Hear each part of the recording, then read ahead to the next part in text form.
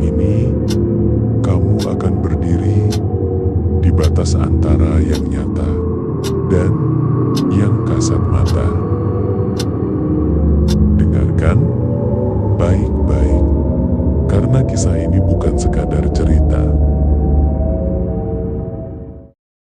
Sebelum memulai cerita kali ini, selamat datang di dunia bantal. Tempat kenyamanan, bertemu kengerian. Jika kamu berani melangkah lebih jauh, tekan like, subscribe, dan aktifkan loncengnya. Hujan turun tanpa ampun malam itu. Air mengalir di kaca jendela tua, membentuk bayangan panjang seperti jari-jari yang mencoba masuk ke dalam rumah. Lampu ruang tamu berkedip-kedip, seolah ragu apakah ia harus tetap menyala atau menyerah pada kegelapan. Di dalam rumah itu berdiri dua orang, Raka dan Nara. Mereka datang bukan karena ingin, tetapi karena dipanggil. Rumah tua itu telah lama ditinggalkan. Dindingnya retak, lantainya berderit, dan udara di dalamnya terasa berat seperti menahan sesuatu yang tidak ingin pergi. Raka berdiri di depan jendela besar, menatap keluar. Nara berdiri di belakangnya, meremas ujung jaketnya sendiri, merasa tidak tenang. "Kenapa kita harus ke sini?" bisik Nara. Raka tidak menjawab. Matanya terpaku pada satu titik di luar jendela. Bulan purnama bersinar terang. Tiba-tiba, tirai tipis di dekat mereka bergerak pelan, padahal tidak ada angin. Kain putih itu melayang, seperti disentuh oleh sesuatu yang tak terlihat. Lalu mereka melihatnya. Di sudut ruangan berdiri sosok berpakaian putih panjang. Wajahnya tertutup kain lusuh, hanya terlihat dua lubang gelap, seolah menatap mereka tanpa mata. Nara menahan napas.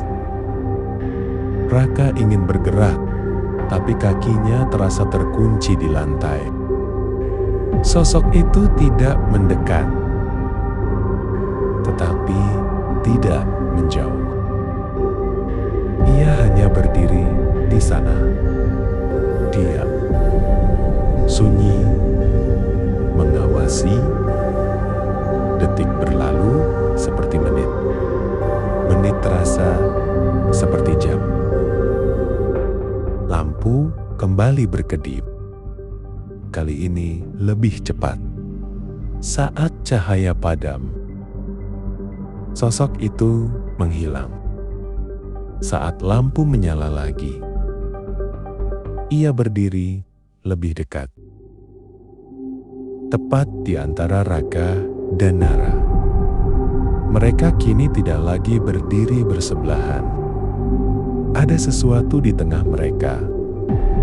Nara gemetar. Raka mengepalkan tangannya.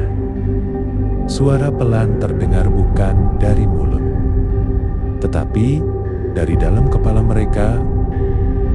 Aku, kamu, dan yang tak terlihat. Udara semakin dingin. Napas mereka terlihat seperti asap putih.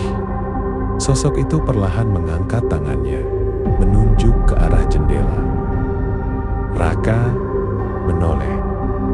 Di kaca, mereka tidak melihat pantulan diri mereka sendiri. Mereka melihat tiga bayangan.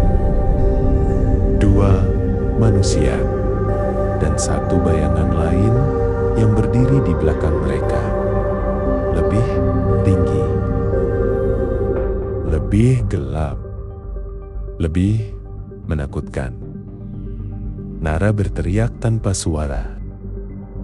Lampu mati total. Gelap menyelimuti semuanya.